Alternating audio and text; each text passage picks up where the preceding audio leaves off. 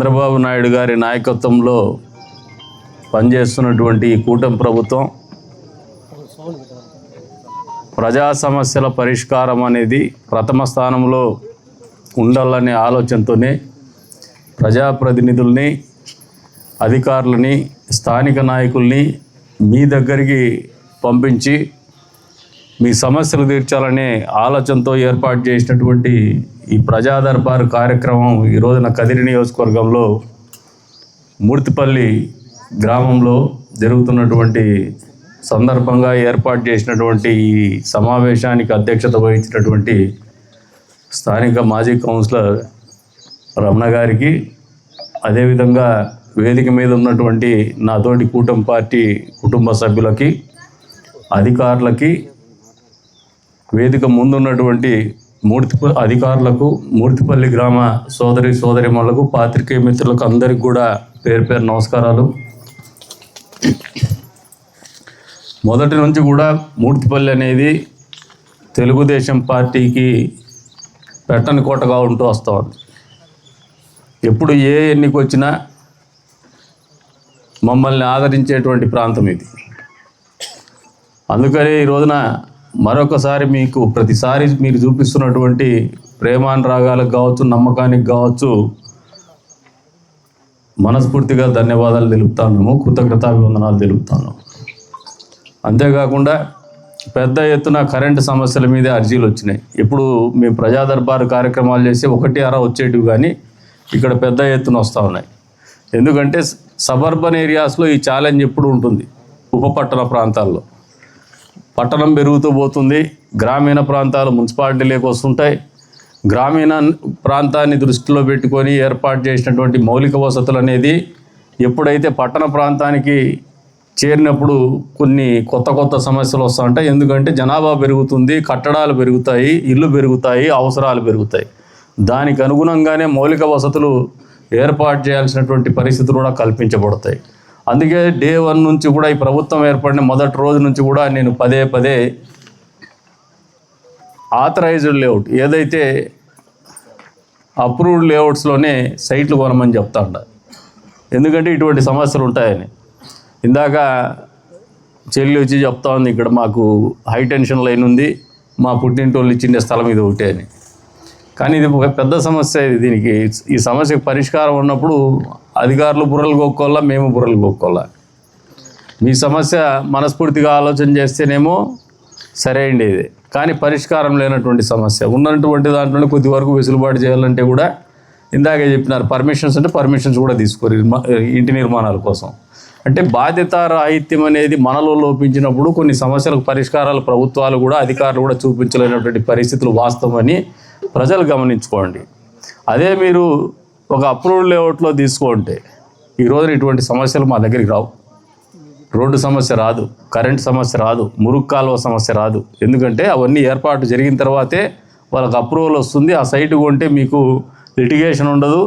అంతేకాకుండా మౌలిక సదుపాయాలు కూడా పూర్తి స్థాయిలో ఏర్పాటు చేయబడి ఉంటాయి. అయినప్పటికీ కూడా పేదవాళ్ళు నివసించేటువంటి ప్రాంతం, పేదవాడు ఇల్లు అంటేనే ఆశపడతాడు, పేదవాడు స్థలం అంటేనే ఒక నమ్మకాన్ని జీవితం మీద కల్పించుకుంటాడు. కాబట్టి వాళ్ళ ఆశలకు అనుగుణంగానే వాళ్ళు ఇవన్నీ చేస్తుంటారు. అర్థం చేసుకుంటాం పేదవాళ్ళ బాధ కూడా.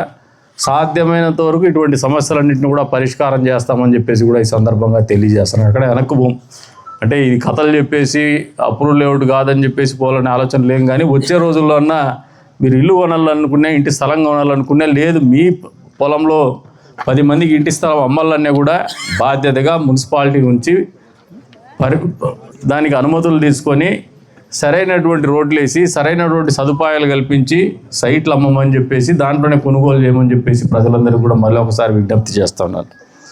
ఈ రోజున కొన్ని ఎలక్ట్రిసిటీ పోల్లు ఒకటి సమస్య రాగానే దండేసి మరీ చెప్పినారు. ఇక్కడ ప్రసాద్ వాళ్ళు, చలపతి ప్రసాద్ వాళ్ళు ఆడ చెప్పినారు. దాన్ని వెంటనే పరిష్కారం చేస్తామని చెప్పేసి కూడా ఈ సందర్భంగా తెలియజేస్తాను. మీరు కూడా మళ్ళీ పోయి ఇన్స్పెక్ట్ చేయండి. అది ఈ ప్రజా దర్బార్ కార్యక్రమం అనేది ఒక అర్థవంతమైనటువంటి వేదిక. ఇది ప్రజలు, అధికారులు, ప్రజాప్రతినిధులు ఇంత ముగ్గురి సమన్వయంతో చేసేటువంటి కార్యక్రమం పేపర్ తీసుకొని మేము వెళ్ళిపోయినా, పేపర్ ఇచ్చేసి అయిపోతుంది అని మీరు వెళ్ళిపోయినా ఫలాలు ఉండవు, ఫలితాలు ఉండవు. ఫలితాలు రాకపోతే ఫలాలు అందవు. మీరు ప్రజాప్రతినిధులు కూడా కోరుతా ఉన్నారు, ప్రజలను కూడా భాగస్వాములు కమ్మని చెప్పేసి కోరుతా ఉన్నాను. ఇక్కడ కొన్ని సమస్యల మీద ప్రజలకు చెప్తాను. మీరు అధికారులు, ప్రజాప్రతినిధులు, స్థానిక ప్రజాప్రతినిధులు మీతో పాటు పెట్టుకొని ఇంకొక గంట 2 గంటలు పనిచేస్తే మీ ప్రాంత సమస్యలు దాదాపు పరిష్కారం అవుతాయి. అట్లా కాకుండా పేపర్ ఇచ్చేసి ఎమ్మెల్యే చేస్తా అంటే ఎమ్మెల్యేకి రావణాసుడుకున్నట్టు 10 తలకాయలు లేవు, 10 చేతులు లేవు. అధికారులకు కూడా అంతే. ఒక ఏఈ పని చేయాలన్నా, ఒక లైన్మెన్ పని చేయాలన్నా వాళ్ళకు ఉన్నటువంటి సమస్యలు వాళ్ళకు ఉన్నాయి. పని చేయించుకునే తత్వము ప్రజల్లోకి రావాలా, ఆ బాధ్యత కానీ ఆ భాగస్వామ్యం కానీ మన దగ్గర ఉండాలనేది మనం కూడా గుర్తిరగాలని చెప్పేసి ఒక సామాజిక బాధ్యత, పౌర బాధ్యత కింద మీరు కూడా తీసుకోవాలని చెప్పేసి కూడా కోరుతా ఉన్నాను. ఈ కార్యక్రమం ద్వారా మళ్ళీ ఒకసారి చెప్తాను, స్థానిక ప్రజాప్రతినిధులు కావచ్చు, అధికారులు కావచ్చు, ప్రజలు కావచ్చు, 1 గంట 2 గంటలు పొద్దున్నే 9 గంటలకని మెసేజ్ పెట్టినారట, మాకైతే 10 గంటలకు చెప్పుకున్నారు. మళ్ళీ జనాలు వస్తుంటారు, 1 గంట లేట్గా రావడం జరిగింది. మేము కూడా పని చేస్తూనే ఉన్నాం. మీరు ఈ ప్రోగ్రాం తర్వాత అయిపోయింది, ఇంట్లో పని ఉందని మీరు పోయినా, లేదా ఆకలి అవుతుందని మా వాళ్ళు పోయినా, అధికారులు పోయినా, ఈ కార్యక్రమం యొక్క ముఖ్య ఉద్దేశము నెరవేరదు. కాబట్టి ఈ కార్యక్రమం తర్వాత కూడా అధికారులను కూడా కోరుతా ఉన్నాను, 1 గంట పాటో 1.5 గంట పాటో కేటాయించండి. పెద్ద ప్రాంతం కాదు ఇది. అవగాహన మీకు వస్తుంది సమస్య మీద. చెప్పడం వేరు, వినడం వేరు, చూడడం వేరు, దాన్ని ఎక్స్పీరియన్స్ చేయడం వేరు. Once you are experiencing the issue, you will resolve the issue. మీకు అది సమస్య ఈజీగా పరిష్కారాలు మీకే దొరుకుతాయి. ఆ ఎక్స్పీరియన్స్ అనేది కాకుండా వాళ్ళు చెప్పింది అనుకుంటారంటే మీరు కొన్ని లైట్గా తీసుకుంటారు, లేదంటే ఇది అయ్యేది కాదులే అనుకుంటారు. ఆ కమిట్మెంట్ ఉండదు. మీరు కూడా దయచేసి దాని దగ్గరికి పోండి. కమిట్మెంట్ ఉండదు. మీరు కూడా దయచేసి దాని దగ్గరికి పోండి, ఆ సమస్యను అర్థం చేసుకోండి, ఆ సమస్యను పరిష్కారం చేయమని చెప్పేసి కూడా కోరుతూ ఉన్నాను.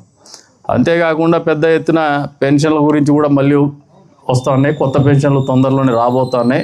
ఎవరైతే అర్హులు ఉన్నారో వాళ్ళందరికీ కూడా పెన్షన్లు ఇచ్చేటువంటి కార్యక్రమం ఉంటుంది. అంతేకాకుండా మా రమణ ఎక్కువ పని చేయాలనుకుంటాడు, ప్రజలకు ఎక్కువ చేయాలనుకుంటాడు. మనం ముఖ్యమంత్రులం కాదు, లేదంటే ఈ భూమండలం అంతా మంది కాదు. ఇంటి పట్టాలి ఇలా అంటాడు. మూర్తిపల్లి ఎకరం మాత్రం ఎంత కమ్ముతున్నారు మీరు? ఎంత కమ్ముతారు ఇప్పుడు? 5 కోట్లు 10 కోట్లు అంటమ్మా. మరి పట్టాలు ఎట్లా ఇచ్చేది? సాధ్యమా ఇది?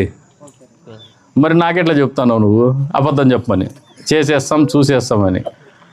ప్రభుత్వం తరపున ఏదైతే టిట్కో హౌసింగ్ ఉందో అటువంటి ఇల్లు ఇచ్చేటువంటి కార్యక్రమం నెరవేరుతుంది. లేదంటే ప్రభుత్వ భూములు వెతికి అక్కడ మీకు ఇంటి పట్టాలు మంజూరు చేసి ఇల్లు ఇచ్చేటువంటి కార్యక్రమం చేస్తాం.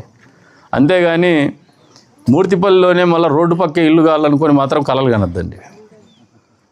మీరు అట్లాంటివి చెప్పేసి నమ్మినారంటే మీరు మోసపోతారు. మీకు ఇల్లు అర్హులైనటువంటి వాళ్ళు, పేదవాళ్ళు ఎవరైతే ఉన్నారో వాళ్ళకి ఖచ్చితంగా ఇల్లు ఇచ్చేటువంటి కార్యక్రమం ఈ ప్రభుత్వం చేస్తుంది. కేంద్రంలో నరేంద్ర మోడీ గారి నాయకత్వంలో ఉన్నటువంటి కూటమి ప్రభుత్వం కావచ్చు, ఎన్డీఏ ప్రభుత్వం కావచ్చు, ఈ రాష్ట్రంలో చంద్రబాబు నాయుడు గారు ముఖ్యమంత్రిగా కొలువుదీరినటువంటి కూటమి ప్రభుత్వం కావచ్చు, సమస్యల పరిష్కారానికి స్పష్టంగా ముందుకు పోతున్నాం, ప్రణాళికాబద్ధంగానే ముందుకు పోతున్నామని మరొకసారి చెప్తానండి.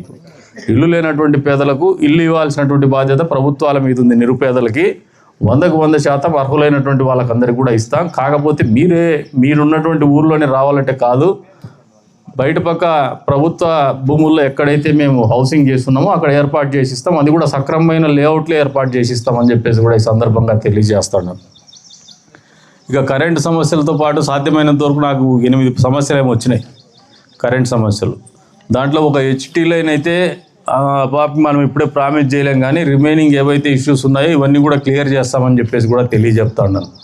సోదరులు వచ్చేసి కనెక్షన్లు కట్టకుండా మాకు ఇది కావాలంటే ఆయన అప్పీల్ కూడా కన్సిడర్ చేస్తాము. కాకపోతే మీ సైడ్ నుంచి రెస్పాన్సిబిలిటీ అంటే మీరు కట్టిండేవాంతో కట్టించమని చెప్పాం, కానీ కట్టనటువంటి వ్యక్తులు వాళ్ళ దగ్గర డేటా ఉంటుంది, వాళ్ళతో కలిసి ఒక 10 నిమిషాలు తిరిగితే ఇంటి నెంబర్లు తెలుస్తాయి. మీరు రిక్వెస్ట్ చేస్తారో లేదు డిమాండే చేస్తారో వాళ్ళతో డబ్బులు కట్టించండి. ఒక 20,000 రూపాయలు, 10 కనెక్షన్లు అంటే 20,000, ఒక 3 లక్షల రూపాయలు మెటీరియల్ ప్రభుత్వం తరపున ఇస్తుందని చెప్పేసి చెప్తున్నారు. ఇటువంటి పనులు మీరు చేసుకోవాలి, కానీ పేపర్ ఇచ్చేసి మేమేమి కట్టము అన్ని ప్రభుత్వమే చేయమంటే కూడా పని జరగవు.